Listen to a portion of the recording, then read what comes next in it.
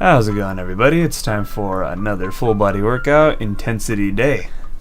So we started off here with flat bench with the doubled light bands, the blue bands. We have 145 pounds on the bar, and I get it for 3 reps, 3 pause reps. I'm not sure exactly how much resistance they are at the top, but obviously you see that lockout. I'd say probably somewhere around 230, 240 at the top. I'll look it up, I'll post it later. And then we went a second set for just 1 rep, just to get an extra rep in there, more practice. Alrighty, then we moved on to the single banded light bands on overhead press. So we have 75 pounds on the bar, warm up there, and then I go for 95 pounds with the light bands. Wanted this to go a little bit faster and smoother, but still got it. Hard lockouts with these blue bands. They're pretty tough. Alright, next we went on to deadlifts with the blue light bands. We have 295 on the bar. These went pretty well.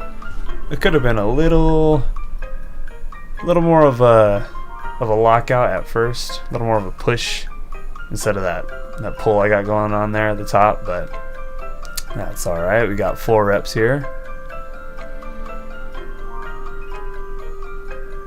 There we go, a little hold at the top, and we're good. All right, then we go on to the shortest range of motion you will see in all of YouTube. Well, besides Alpha Destiny. It's pretty much where I got the rack pull ideas from. Just strapping up here for, yes, you can count it right there, 700 pounds on the dot. I had to put that little 2.5 on there just to round it off. I believe I got 670 something last time, so I just wanted to get that 700 this time, and we'll just be going up from there. Man, my traps and upper back are pretty damn sore right now. This was pretty heavy to hold in your hands. But yeah, we just did 2 reps here. Just gotta prep it. You gotta get in the zone. And then just lock it out. Lock it out and hold it. Hold it, get that stretch on the traps and the upper back, and you're golden. There we go, got a little forward on me there. But got it. Couple good holds there. And then we moved on to weighted chin-ups. These went a little better this time. Still working my way back up. I gotta remember that I'm not, 170 pounds anymore. So these are definitely going to be harder. Something I gotta work back to with the. I was doing 60 pounds at one time, but here we got 35 pounds. I'm just doing a bunch of sets of 2. For this workout, I just recorded 1 set of each thing just to make it not painfully long. These were interesting. So I'm pretty much strong at every curl you can imagine, except for one particular curl, and that is the preacher curl with 1 dumbbell at a time instead of a bar. I don't know what it is about doing 1 dumbbell, but it just doesn't want. When I lock it all the way out, it just does not want to go up. So I'm just going with what is hardest for me. So I picked this exercise. And just all the way making sure, well, at least on most of them, I was making sure I lock out all the way, because that is just such a hard position to get out of. And I feel it kind of strengthens the tendons over time, though, because I used to do these a lot. I got up to like 40 pounds at one time, and I think it just made the rest of my curls stronger. Okay, and here's the shot of the day with my strap in the way. My the handle of my bag. But we'll throw it in here anyway. Did the dumbbell sculls here. I believe 9 reps with the 45s. These are just great. I love this. I don't do any other tricep exercise for these. I mean, it hits the long head better than mostly anything else. No elbow pain. You get a little bit of motion in there, and it just relieves all the elbow pain. And you still get a bunch of long head activation. You don't need to do the overhead stuff. The guy next to me is doing that same thing. Same, boom. bring it up at the same time. There you go, just for reference. That guy's got bigger arms than me. It just shows like how overpowered my triceps are compared to my biceps. I'm using 45s. I think he's like using 35s over there. Yeah, he's doing a lot of reps, but I mean, I got pretty strong triceps for my arm size anyway. It's not the easiest.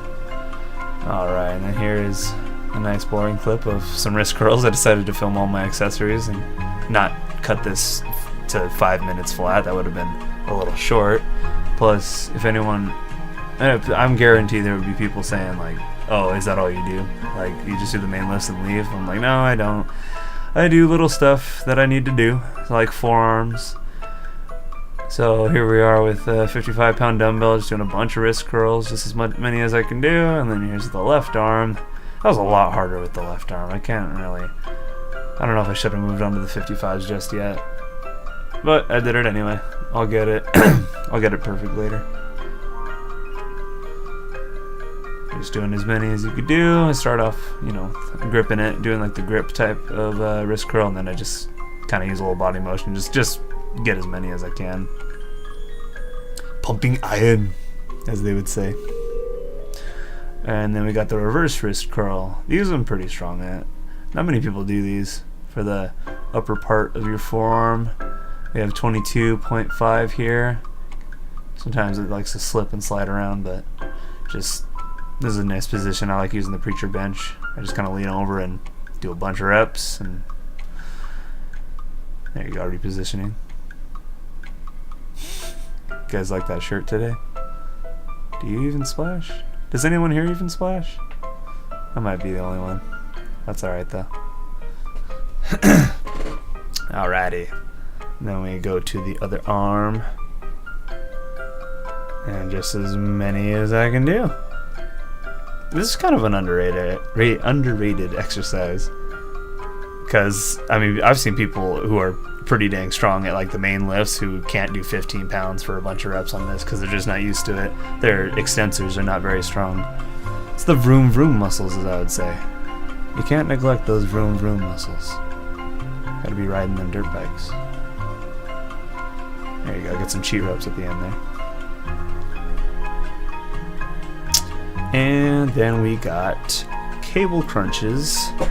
Just go ahead and do the stack. I've been wanting to go past the stack a lot, but every time I put one of those rubber weights on that you can put on those stacks to add more weight, it just rubs. Like it doesn't matter what way I put it on, it just always makes the stack feel like 30 pounds heavier when it's only a 5-pound weight on there. It just throws the whole groove and the smoothness of the stack off. So I just try to do a bunch of reps with it.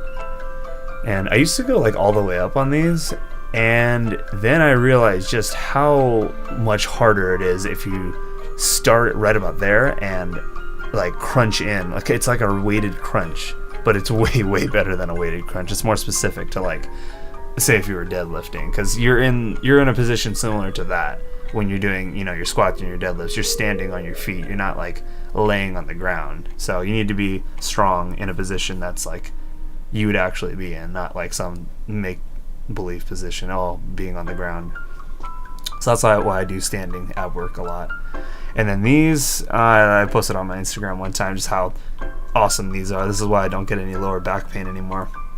Is banded. We don't have a machine for these at my gym, so I just use the bands. I put them under this hyperextension apparatus here, this little bench, and I just do a bunch of reps with the orange band, just as many as I could do. I usually do 1 to 2 sets, of like 50 reps or so, and it just relieves all the back pain. It just really strengthens your what's it called, the sacrum, which is it's right above your tailbone. Just puts blood in there and makes sure everything is flowing right. And then these look pretty funny because I'm using the blue bands. They usually like to use the orange bands and get like way deep and maybe like pull it to my forehead. But I try to switch it up and use all the different bands for face pulls. But yeah, definitely don't want to neglect the rear delts because they are important. If you are benching 315 and you don't do rear delts, you are gonna snap your shit up, as they would say. So don't neglect rear delts. Okay, and then we have calves, because who doesn't like calves? So for these, I used to do a much bigger range of motion and more like squeezing at the top, like really trying to feel it out. But mainly, I just do these in the same way that I would do my bass drum pedals. I just try to think about it. You can almost actually, yeah, you can actually see my hand there trying to do a beat while I'm doing these. It's pretty much a strengthening exercise for double bass drumming. So yeah, that is the end of the video, and I will, if anyone wants to see a volume day, just let me know. But if no one asks, I'm not gonna upload it because it'll take forever, because it's a way longer day. I'm just gonna keep doing the intensity days because that's what's fun and it's heavy. It's good to show. Everyone wants to see lifting heavy. So yeah, hope you're enjoying this nice black screen here, and I'll talk to you guys next time. See ya.